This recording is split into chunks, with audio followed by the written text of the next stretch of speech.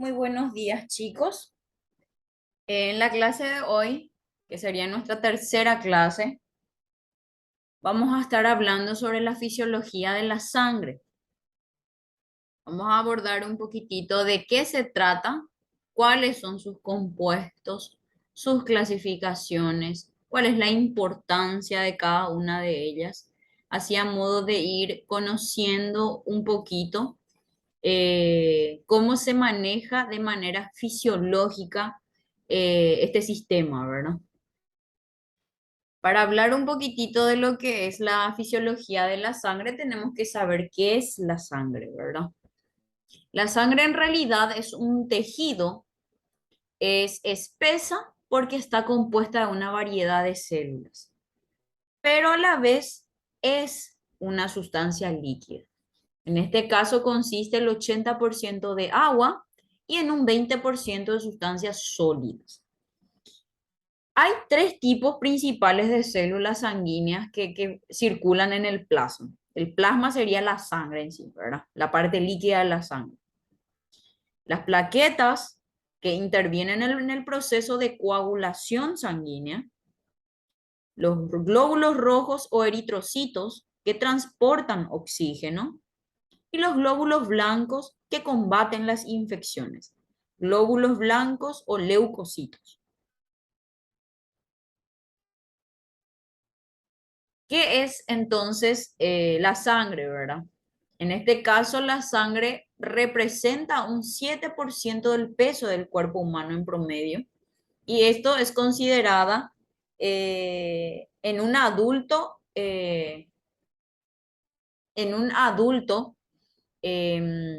promedio, ¿verdad? En un adulto con una constitución física, no, les voy a decir normal, ¿verdad? No es obeso y tampoco es muy flaco, ¿verdad?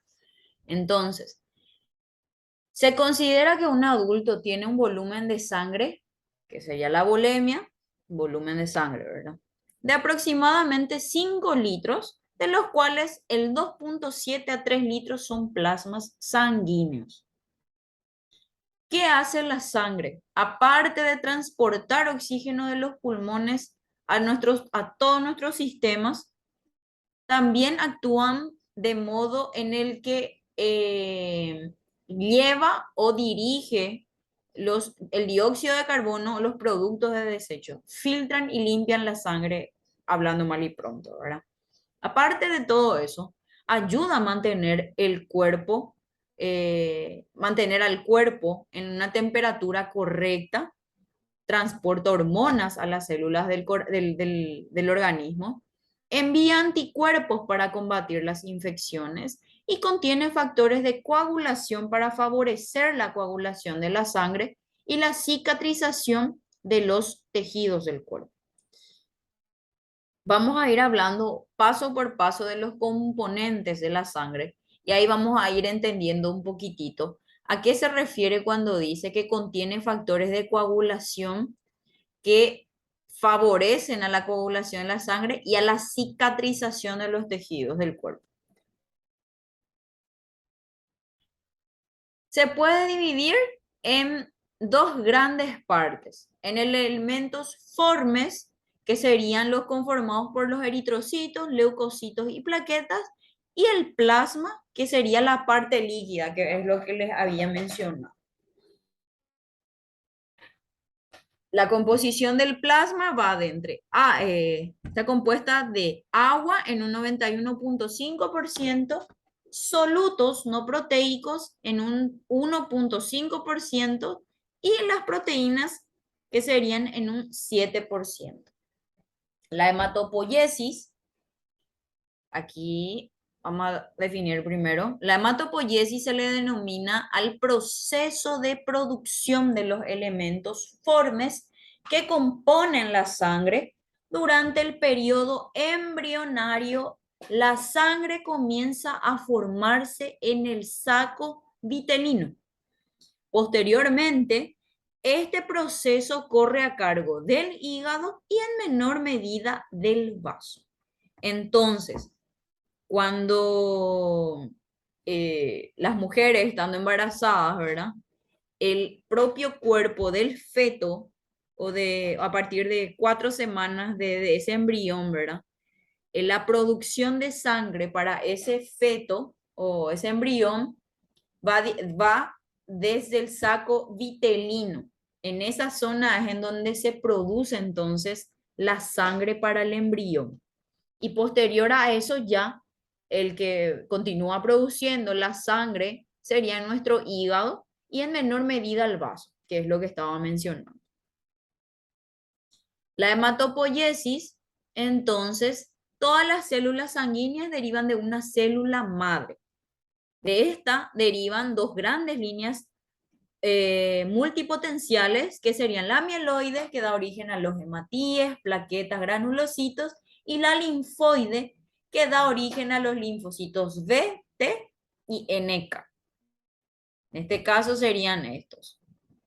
La mieloide, de la cual derivan los glóbulos rojos, plaquetas y mieloblastos, y los linfoides, la madre linfoide, que de ella derivan los linfocitos B, T y linfocitos citolítico natural.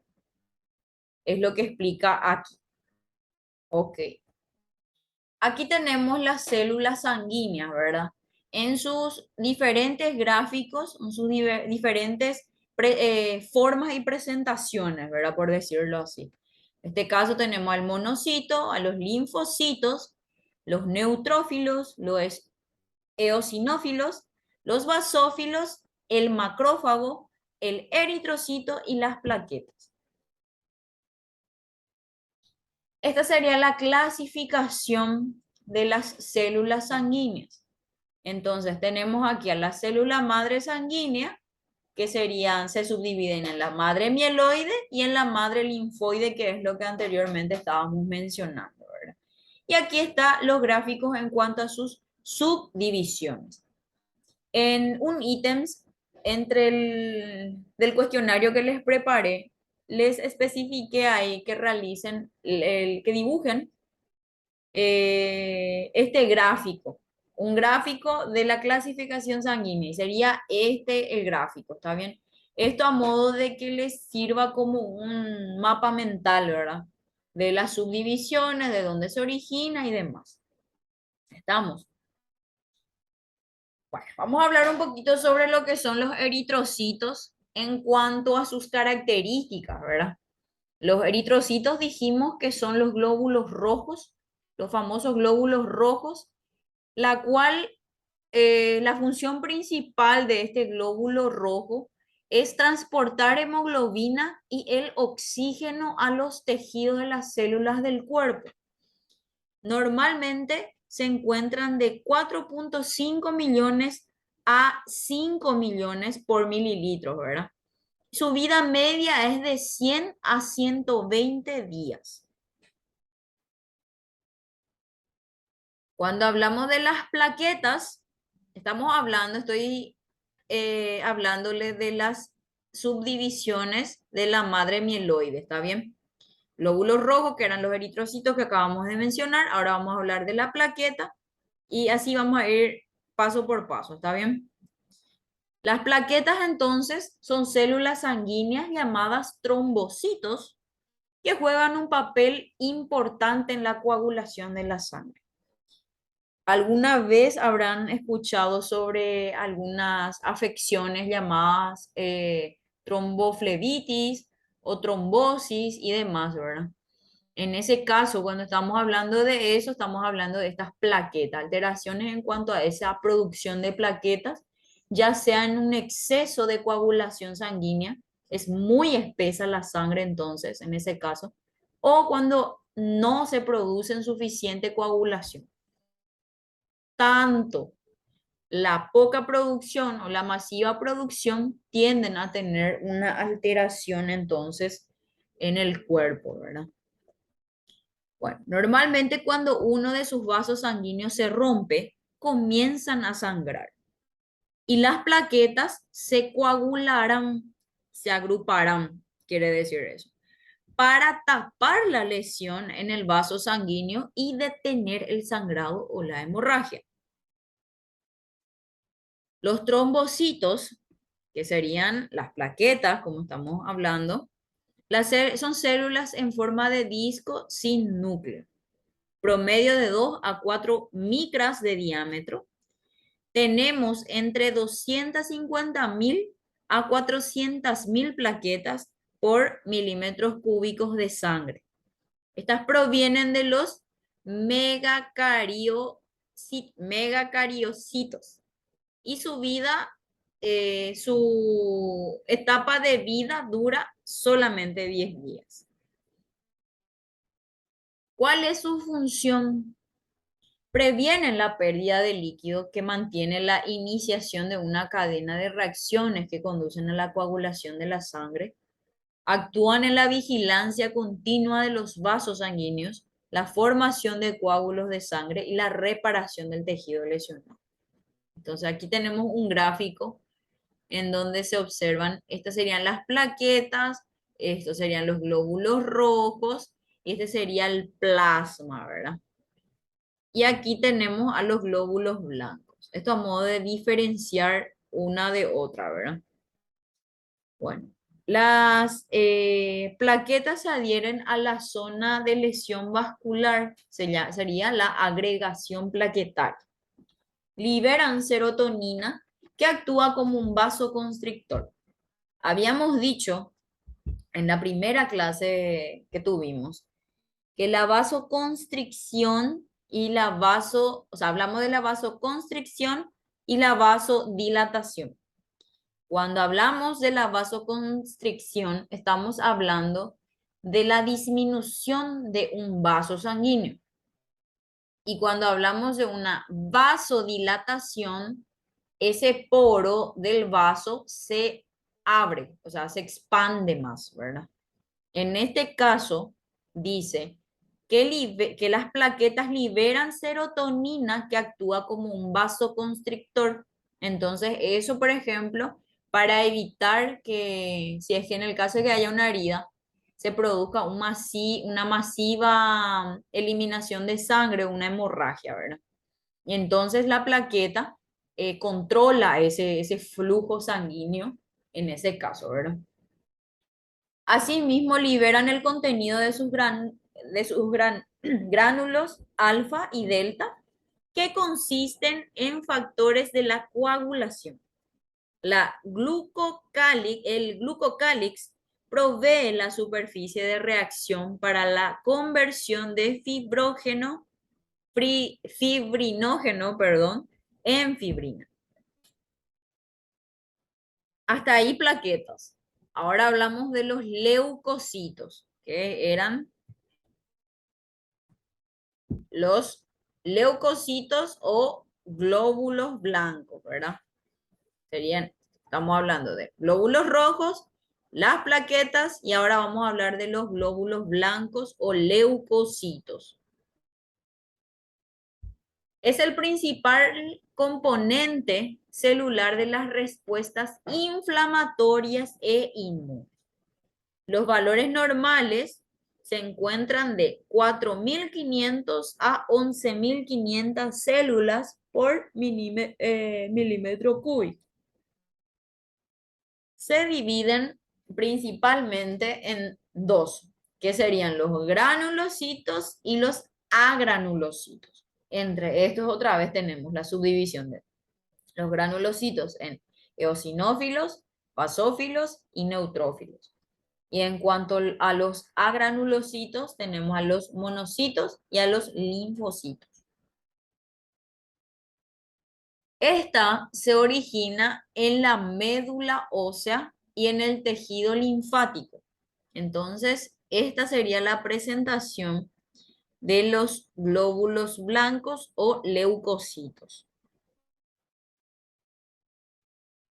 En cuanto a la clasificación de los glóbulos blancos, dijimos que los glóbulos blancos o leucocitos se vuelven a subdividir. Principalmente dijimos que iba a ser entre el granulocito y agranulocito, ¿verdad? Pero aquí nos habla de los granulocitos, que serían los polimorfos nucleares, y tenemos los linfocitos y a los monocitos de nuevo. que sería la subdivisión de los agranulocitos, ¿verdad? Bueno, en cuanto a los granulocitos, tenemos los neutrófilos, los eosinófilos y los basófilos que ya estuvimos mencionando. Y en cuanto a los linfocitos, tenemos a los linfocitos T y a los linfocitos B. Ok. Los granulocitos entonces son un tipo de glóbulo blanco que tienen gránulos pequeños. Estos gránulos contienen proteínas y este tipo específico de granulocitos son neutrófilos, eosinófilos y basófilos. Específicamente los neutrófilos ayudan al cuerpo a combatir infecciones bacterianas.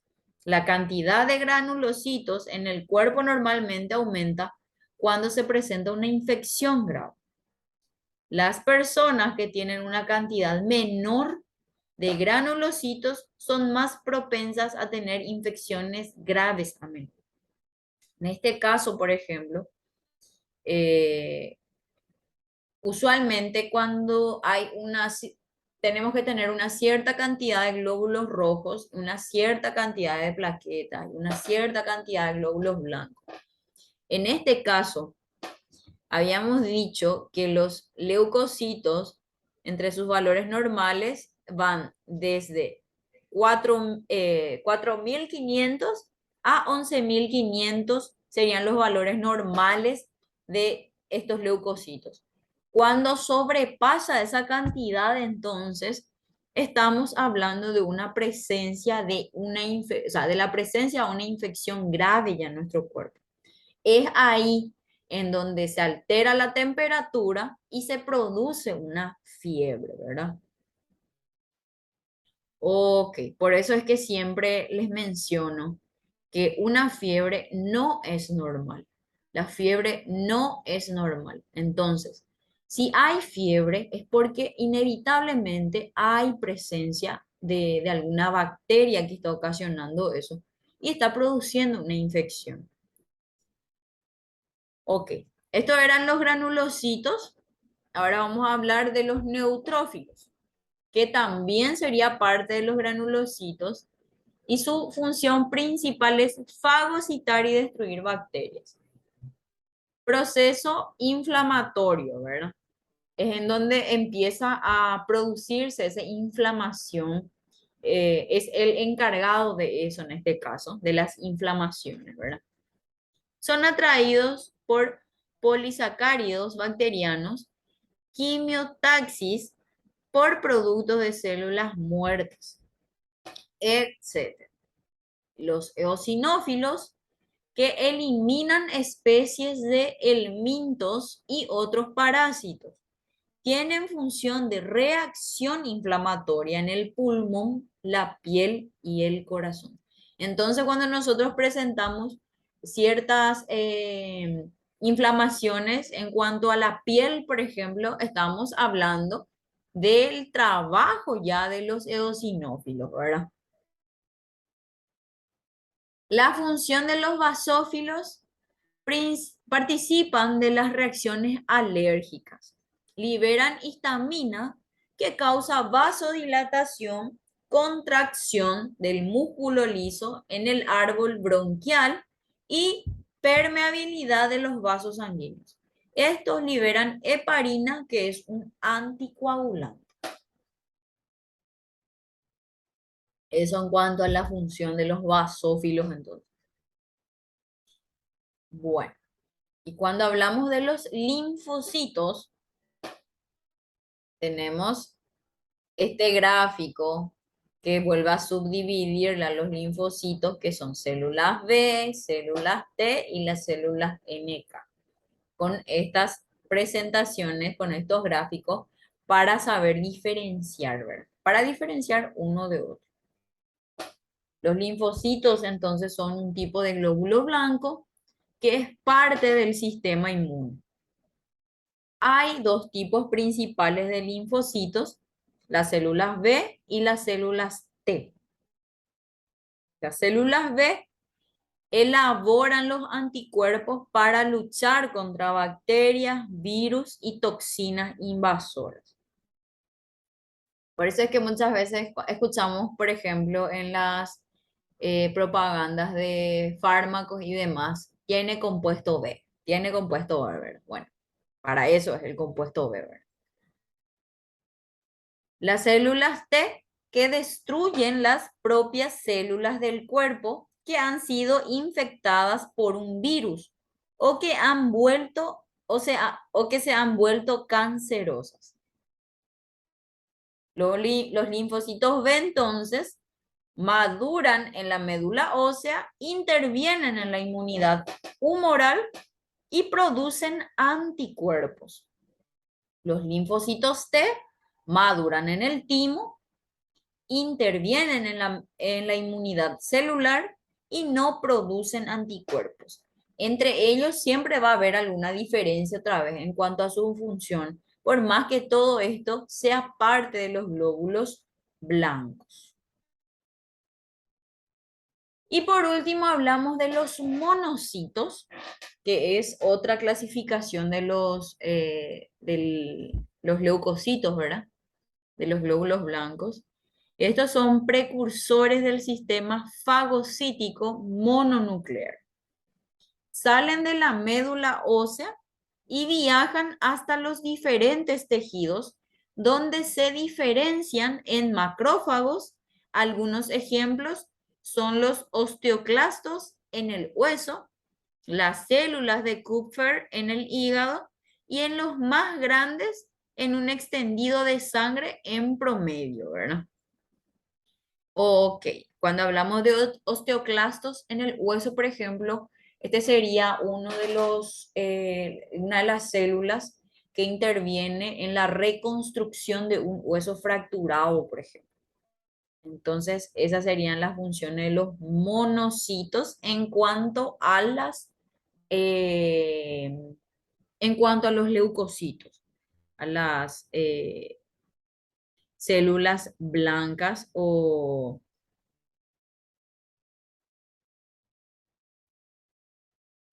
Ok. Muy bien. Hasta ahí la clase de lo que, o sea, la clase que va a corresponder al día de hoy. El siguiente jueves sería nuestro examen parcial y hoy quería darles yo el cuestionario en cuanto a la clase de hoy, pero les voy a entregar ese cuestionario. em, Voy a ver cómo realizo eso. Voy a preparar en un Word y voy a subir a la plataforma. Entonces, para que ustedes estén visualizando eso, ¿verdad? Entonces, ya de ahí descargan, van a entrar a la plataforma, van a descargar de la plataforma el PowerPoint y la tarea de hoy, porque esos van a ser temas, va a incluir hasta hoy los temas para el examen del siguiente jueves. ¿Está bien? El siguiente jueves sería nuestra clase virtual, ¿verdad? Hoy correspondía la clase presencial, pero en vista de que ningún alumno asistió, entonces vamos a hacerla de manera virtual. La siguiente clase ya correspondía luego a la clase virtual. Entonces, vamos a estarnos manejando a través de la plataforma del instituto, chicos. Vamos a ir acostumbrándonos a utilizar la plataforma porque justamente para evitar inconvenientes estamos alzando, yo en el día trato de alzar mi clase grabada, el PowerPoint, a la plataforma. Entonces es accesible ya sea desde la compu o desde el teléfono. Estamos. Voy a preparar en Word entonces el cuestionario y eso les voy a estar facilitando para que para que desarrollen su cuestionario y en base a eso se estudia, ¿verdad? Todas las clases hasta la fecha de hoy incluyen en el examen del siguiente jueves. Nosotros nos conectamos a las 9 de la mañana hasta las 11 y posterior a eso se habilita el examen de fisiología. Ok, y eso es todo por mi parte. Nos vemos el siguiente jueves entonces.